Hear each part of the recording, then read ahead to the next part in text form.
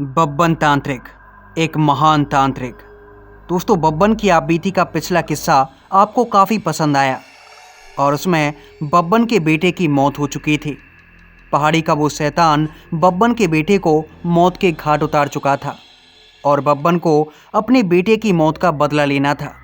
इसीलिए बब्बन उस शैतान का पीछा करते करते उस चट्टान तक जा पहुंचा था जहां पर वो शैतान रहा करता था, या यूं कहूं कि वो शैतान खुद ही बब्बन को वहां तक लेकर गया था। दरअसल जब बब्बन पहाड़ी के ऊपर चढ़ा और बब्बन एक चट्टान के पास बैठा हुआ था, तब बब्बन को जंगल में कहीं से एक आवाज़ सुनाई दी। वो आवाज़ किसी आदमी के रोने की थी। जब बब्बन ने ये आवाज़ सुनी तो बब्बन उस आवाज़ का पीछा करते करते एक चट्टान तक पहुंच गया। लेकिन जब बब्बन उस चट्टान तक पहुंचा तो बब्बन को दिखाई दिया कि वो चट्टान कोई मामूली चट्टान नहीं थी। वहाँ पर उसे काफ़ी तेज़ बदबू आ रही थी। ये बदबू ऐसी थी कि मानो यहाँ पर काफ़ी सारी लाशें पड़ी हों। और जब बब्बन उस चट्टान के पास जाकर देखता है तो उसे दिखाई दिया कि वहाँ पर काफ़ी सारे लोगों की हड्डियाँ बिखरी हुई पड़ी थीं और उन हड्डियों के बीच में एक आदमी था जो कि दर्द के मारे कराए जा रहा। दरअसल उस आदमी के पूरे शरीर से खाल उछली हुई थी और उसका पूरा शरीर खून से लहूलुहान था। जब बब्बन उस आदमी को देखता है तो समझ जाता है कि पहाड़ी का जो शैतान है, उसी शैतान ने इस आदमी की ये हालत की होगी। लेकिन जैसे ही बब्बन उस आदमी को देख रहा था, तभी बब्बन को अपने पीछे से एक आवाज़ आती है और ये आवाज़ थोड़ी अजीबोगरीब थी। जब बब्बन इस आवाज़ के लिए पीछे मुड़ता है तो बब्बन को पीछे कोई भी नज़र नहीं आता। लेकिन जब बब्बन उसी आदमी की तरफ देखता है जो कि अभी दर्द के मारे कराए जा रहा था, तो बब्बन ये देखकर हैरान था कि वहाँ पर कोई आदमी मौजूद ही नहीं था। और ये देखकर बब्बन भी सोच में पड़ गया कि आखिर वो आदमी गया तो गया कहाँ। और इसके बाद जैसे ही बब्बन पीछे मुड़ा तो बब्बन के पीछे वही आदमी खड़ा हुआ था जो कि अभी अभी दर्द के मारे कराए जा रहा था। उस आदमी के चेहरे पर एक अजीब सी मुस्कान थी जिसे देखकर बब्बन ये समझ गया कि ये कोई आदमी नहीं है, बल्कि ये वही शैतान है जिसने उसके बेटे को मौत के घाट उतारा है और अब वो खुद उस शैतान के जाल में फंस चुका है। जब बब्बन उस आदमी की तरफ देख रहा था तो अचानक से बब्बन के देखते ही देखते वो आदमी कहीं गायब हो गया। जैसे ही वो आदमी एक अजीब सी मुस्कुराहट के साथ वहाँ से गायब हुआ तो बब्बन चारों तरफ देखे जा रहा कि आखिर वो आदमी गया तो गया कहाँ। जब बब्बन इधर उधर देख रहा था तो बब्बन को अपने पीछे से एक अजीब सी आवाज़ सुनाई दी, बब्बन, अभी तक पहचाना नहीं मुझे। जैसे ही बब्बन ने ये आवाज़ सुनी तो बब्बन एकदम से शांत खड़ा हो गया और फिर बब्बन कहे जा रहा, हरामी, पुनीत हरामी। जैसे ही बब्बन ने ये शब्द कहे तो बब्बन को एक आवाज़ सुनाई दी, ओए ओए टकले, तू कैसे पहचाना बे मुझे?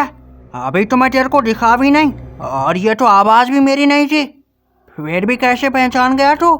ये आवाज़ सुनकर जब बब्बन ने पीछे देखा तो बब्बन के पीछे एक शैतान खड़ा हुआ था। वो शैतान दिखने में काफ़ी ज़्यादा डरावना और काफ़ी भयानक था। उस शैतान के पूरे शरीर से चमड़ी उछली हुई थी और उसके पूरे शरीर पर खून ही खून था। वो शैतान बब्बन की ओर देखकर मुस्कुराए जा रहा, लेकिन इस शैतान का चेहरा बब्बन को जाना पहचाना लग रहा था। बब्बन ने कभी ना कभी इससे सामना किया था। और फिर बब्बन ने उस शैतान से कहा, पुनीत, पुनीत हरामी, तू यहाँ कैसे आ गया और तू शैतान कब से बन गया? बब्बन ने उस शैतान से इतना कहा ही था कि तभी अचानक से वो शैतान बब्बन के सामने आ गया और उसने अपने एक हाथ से बब्बन की गर्दन पकड़ ली। बब्बन ने अपने आप को छुड़ाने की काफ़ी ज़्यादा कोशिश की, लेकिन बब्बन की हर कोशिश नाकाम रही। इस समय पर बब्बन के पास ना तो कोई ऐसी सामग्री थी जिससे वो भूत प्रेत पिशाचों और शैतानों को अपने से दूर हटा सके, और बब्बन को ये प्रक्रिया छोड़े हुए भी तकरीबन 10 साल बीत चुके थे। बब्बन ने पिछले 8-10 सालों में किसी भी प्रेत पिशाच या फिर किसी भी बुरी शक्ति का सामना नहीं किया था। और इसीलिए उस शैतान ने बड़ी ही आसानी से बब्बन को पकड़ा और बब्बन को एक पेड़ से उल्टा लटका दिया। जब बब्बन पेड़ से उल्टा लटका हुआ था तब वो शैतान बब्बन के पास आकर बैठ गया और फिर वो शैतान बब्बन से कहे जा रहा, वाह बब्बन, तेरी वजह से मेरी जान गई है, अब तो नहीं बचेगा बेटा। तुझे अभी मार डालूंगा। पुनीत हरामी की ये बात सुनकर बब्बन कह रहा, अबे लेकिन मेरी वजह से तेरी जान क्यों गई है? मैं तो तुझे ठीक ठाक छोड़ के आया था पंजाब में, वहाँ पे तो कहानियाँ वगैरह सुनाया करता था ना, लोगों को बेवकूफ़ बनाया करता था। बब्बन की ये बात सुनकर पुनीत हरामी काफ़ी गुस्सा हो गया और फिर उसने बब्बन को एक ऐसा राज बताया जिसकी वजह से उसकी मौत हुई थी और वो खुद एक शैतान बन गया। बब्बन, जब तुम मुझे बेइज्जत करके मेरे गांव से मुझे घसीटते हुए अपने तांत्रिक गुरु के पास लेकर गए थे तो मैंने तांत्रिक गुरु से माफ़ी मांगी थी और फिर जब मैं गांव वापस लौटा तो मेरे गांव में अब मेरी वो पहले वाली इज्जत नहीं थी। जो लोग मेरा सम्मान किया करते थे उन लोगों ने ही मेरी बदनामी करना शुरू कर दिया, मुझे ताने मारना शुरू कर दिया। वो लोग मुझे डरपोक और कायर कहने लगे। ये सब मुझसे बर्दाश्त नहीं हुआ और मैं तुमसे बदला लेना चाहता था, लेकिन तुम मुझे कहीं मिले ही नहीं। मैं तुम्हें काफ़ी दिनों तक ढूंढता रहा, लेकिन ना तो तुम मिले और ना ही तुम्हारा कोई पता। और आखिरकार मुझे ये पता चला कि तुम भूत प्रेतों का सामना करते हो, भूत प्रेत पिशाचों को मार गिराते हो। और इसीलिए मेरे दिमाग में एक विचार आया कि क्यों ना मैं अपने गांव में एक ऐसा शैतान ले आऊं जिसको कोई काबू ना कर पाए। और वो शैतान जब मेरे गांव में हाहाकार मचाएगा तो तुम खुद मेरे गांव को बचाने के लिए कहीं ना कहीं से लौट ही आओगे। और इस विचार के चलते मैं जंगल की तरफ निकल गया और काफ़ी तांत्रिकों और काफ़ी लोगों से पूछने के बाद मुझे इस पहाड़ी के इस शैतान के बारे में पता चला। ये शैतान लोगों को मौत के घाट उतार देता है। जब मुझे इसके बारे में पता चला तो मैं इस शैतान को अपने गांव ले जाने के लिए इस पहाड़ी पर आया था। मैं ऐसा सोच रहा था कि इस शैतान को कैसे भी करके मैं अपना दोस्त बना लूँगा और इसे अपने गांव लेकर जाऊंगा। वहाँ पर जब ये कुछ लोगों को मौत के घाट उतार देगा तो तुम मेरे गांव को बचाने के लिए आओगे और मैं उस समय पर मौका पाकर तुम्हें मौत के घाट उतार दूंगा और तुम्हारी मौत के बाद मेरा बदला पूरा हो जाएगा। और फिर जैसे ही तुम्हारी मौत हो जाएगी तो मैं इस शैतान को अपने गांव से वापस इसी पहाड़ी पर भेज दूंगा। लेकिन मेरा ये विचार सफल नहीं हो पाया। मेरी ये योजना धरी की धरी रह गई। जब मैं इस चट्टान पर आया था तो ये शैतान एक जानवर का भेष बदलकर मेरे पास आया और ये मुझसे खेलने लगा। मुझे लगा कि कोई जानवर ही होगा, लेकिन ये शैतान जानवर के भेष में मेरे साथ खेलता खेलता मुझे इस चट्टान के पास ले आया। और जैसे ही मैं इस चट्टान के पास आया तो यहाँ पर काफ़ी गंदी बदबू आ रही थी, लोगों के मांस के सड़ने की। और जब मैंने इस बदबू को सूंघा तो मैं समझ गया था कि मैं उसी पहाड़ी के शैतान के कब्जे में आ चुका हूँ। मैं उसके इलाके में पहुँच चुका हूँ। और जैसे ही मैं वहाँ से भागने की कोशिश करने लगा तो वही जानवर जो कि मेरे साथ खेल रहा था अचानक से एक शैतान के रूप में बदल गया। और इस पहाड़ी के शैतान ने मुझे यहीं मौत के घाट उतार दिया। इसने मेरे शरीर से पूरी चमड़ी उधेड़ डाली और जब ये चमड़ी उधेड़ रहा था तो मैंने इसको पूरी बात बताई कि मैं इसे अपना दोस्त बनाने के लिए यहाँ पर आया था, लेकिन मेरे बताने के पहले ही ये मुझे मौत के घाट उतार चुका था। अब मैं बच नहीं सकता था। मेरे शरीर से पूरी चमड़ी उधेड़ी जा चुकी थी। मैं करता भी क्या? मरते वक्त मैंने इससे एक वादा किया कि मुझे भी अपनी तरह एक शैतान बना दो और मैं शिकार करवाने में तुम्हारा साथ दूंगा। जब कभी बब्बन यहाँ पर आएगा तो मैं उससे अपनी मौत का बदला लूँगा। और इस शैतान ने मेरी ये ख्वाहिश पूरी कर दी। मुझे भी मरने के बाद एक शैतान बना दिया और अब हम दोनों मिलकर शिकार करते हैं। और उस रात जब मैंने उन 4 दोस्तों को देखा, उनमें से एक बच्चा था जो कि हूबहू तुझसे मिलता था। मुझे लगा कि कहीं ना कहीं ये बब्बन का बच्चा हो सकता है और इसीलिए मैं उसे यहाँ पर लेकर आया था। और इस शैतान ने उसे मौत के घाट उतार दिया। उस शैतान ने जिसे मारा वो तेरा ही बच्चा था ना बब्बन? तेरा ही बच्चा था ना? अब तू भी मरेगा। तुझे मरना होगा बब्बन, तुझे भी मरना होगा।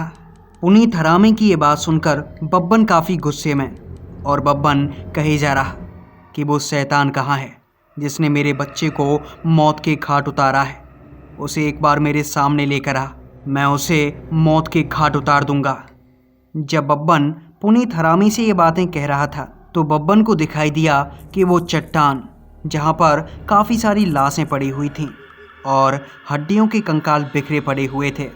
उन हड्डियों के कंकालों के बीच से एक कंकाल खड़ा होता है। वो कंकाल चलकर बब्बन के पास आता है और फिर धीरे धीरे करके उसके ऊपर मांस छाने लगता है। वो कंकाल एक शैतान में बदल चुका था, एक डरावने शैतान में। उस शैतान के शरीर से एक अजीब सी बदबू आ रही और वो शैतान बब्बन की ओर देखे जा रहा। और बब्बन उस समय पर पेड़ से बंधा हुआ था।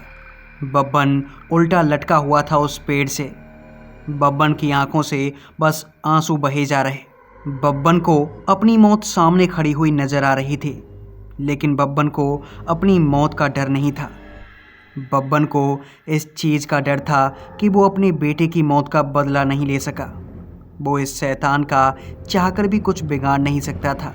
जिंदगी में पहली बार बब्बन रोए जा रहा था, और जब पुनीत हरामी ने बब्बन को रोते हुए देखा तो वो बब्बन से कहने लगा, बब्बन, अरे ओ बब्बन, रो क्यों रहा है? मरने से डर लग रहा है क्या? चिंता मत कर, मैं तुझे मारूंगा नहीं। मैं तुझे तेरे तांत्रिक गुरु के साथ मारूंगा। बता तेरे तांत्रिक गुरु कहाँ हैं? मैं उनको भी यहाँ लेकर आऊँगा और फिर तुम दोनों गुरु चेलों को एक साथ मारूंगा। बहुत बुरी मौत मिली थी मुझे और वही मौत तुझे मिलेगी और तेरे तांत्रिक गुरु को। मरोगे तुम दोनों, मेरी ही मौत मरोगे। जब बब्बन ने तांत्रिक गुरु का नाम सुना तो बब्बन के चेहरे पर चमक आ गई, क्योंकि बब्बन मन ही मन में ये सोचने लगा कि अगर ये तांत्रिक गुरु को लेने चला गया और तांत्रिक गुरु यहाँ पर कैसे भी करके आ गए तो हो सकता है कि तांत्रिक गुरु मुझे बचा लें और मैं इस पुनीत हरामी को और इस शैतान को मौत के घाट उतार दूं।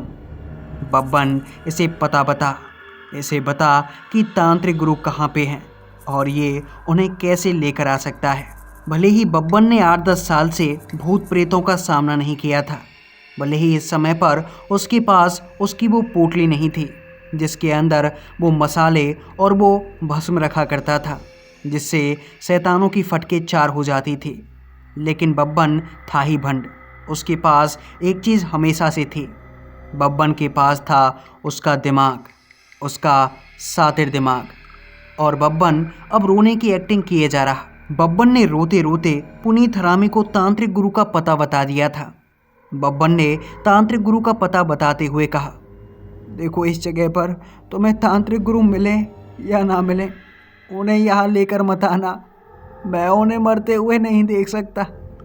वो मेरे तांत्रिक गुरु हैं, उन्होंने मुझे बच्चे की तरह पाला है, उन्हें यहाँ मत लेके आना। जब पुनीत हरामी ने बब्बन की ये बात सुनी तो वो हंसता मुस्कुराता हुआ उस जगह की तरफ बढ़ चला था जहाँ पर तांत्रिक गुरु रहा करते थे और जब पुनीत हरामी तांत्रिक गुरु के उस गांव तक पहुंचा जहां पर तांत्रिक गुरु ने अपना एक घर बना लिया था, तो पुनीत हरामी ये देखकर हैरान था कि ये बुढ़ा साधनाएं किया करता था, भूत प्रेतों का निवारण किया करता था, लेकिन अब ये एक आलीशान घर के अंदर रह रहा है। आखिर इसकी मानसिकता कैसे बदल गई? तब काफ़ी देर तक देखने के बाद पुनीत हरामी को दिखाई दिया कि जो तांत्रिक गुरु थे वो शादी कर चुके थे। उनकी एक बूढ़ी सी औरत थी और वो अपनी पत्नी से कुछ पैसों के बारे में बातें कर रहे थे। जब पुनीत हरामी ने उन्हें पैसों की बातें करते हुए सुना तो पुनीत हरामी बब्बन का रूप बदलकर उनके सामने चला गया और फिर वो तांत्रिक गुरु से कह रहा कि तांत्रिक गुरु, हमारे गांव के बाहर वाले गांव में जो पहाड़ी है, उस पहाड़ी पर एक चट्टान है और उस चट्टान में मुझे खजाना मिला है। वो खजाना इतना है कि मैं अकेले उसे लेकर नहीं आ सकता। उसे लाने में मुझे आपकी मदद चाहिए। हम दोनों वो खजाना आधा आधा बांट लेंगे और हम पैसे वाले हो जाएंगे। हमारे पास पैसा ही पैसा होगा तांत्रिक गुरु, पैसा ही पैसा होगा। बब्बन की ये बात सुनकर तांत्रिक गुरु काफ़ी खुश हो गए और वो बब्बन के साथ, यानी कि पुनीत हरामी के साथ चल दिए उस पहाड़ी पर, जिस पहाड़ी पर वो उन्हें लेकर जाना चाहता था। और फिर काफ़ी देर तक चलने के बाद तांत्रिक गुरु उस पहाड़ी तक जा पहुँचे थे।